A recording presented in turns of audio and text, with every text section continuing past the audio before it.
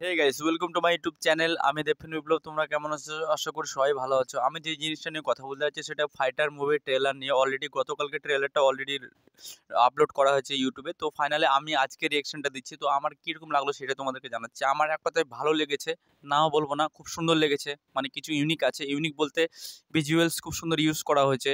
তো এটা পাকিস্তানি একটা, মানে ইন্ডিয়া পাকিস্তানি কিছু একটা নিয়ে, মিশন নিয়ে। তো সেটা নিয়ে সিনেমাটাকে না আমার একটা খুব খারাপ লাগলো। ইন্ডিয়া পাকিস্তান এই নিয়ে মানে সিদ্ধার্থ আনন্দ বেরোতে পারছে না, মানে স্টোরি নিয়ে। মানে স্টোরি ভালো আছে সবকিছু, কিন্তু সে মানে ওই যে বলে না যে পাকিস্তান হিন্দুস্তান মানে দুজনকে নিয়ে যুদ্ধ এরকম একটা ব্যাপার। এইভাবে সিনেমা অনেক হয়ে গেছে অলরেডি।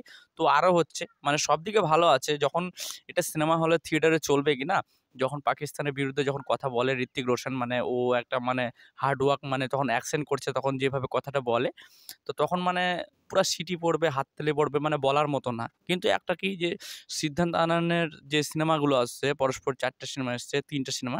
তো এই সিনেমার মধ্যে বেশিরভাগ এইভাবেই দেখানো হয়েছে, হিন্দুস্তান পাকিস্তান এই দুটোর মাঝে থেকে ও বেরোতে পারছে না, এমন একটা ব্যাপার। তো আমার এক কথা কি যে খুব সুন্দর লেগেছে।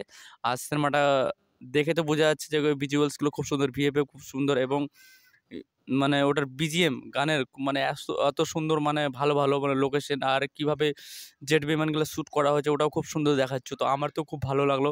তোমাদের যদি না দেখে থাকো, যদি ফাইটার মুভি ট্রেলার, অলরেডি তোমরা ইউটিউবে সার্চ করো ফাইটার মুভি ট্রেলার, অলরেডি তোমরা পেয়ে যাবা। আর যদি আমার রিঅ্যাকশন যদি ভালো লাগে, প্লিজ লাইক, শেয়ার এবং সাবস্ক্রাইব করতে কেউ ভুলবে না। আর যদি আমার চ্যানেলটাকে সাবস্ক্রাইব এবং সাপোর্ট অবশ্যই করবে। আমি নতুন করছি এই ধরনের ভিডিও। তো টাটা, টেক কেয়ার, ভালো থাকবা।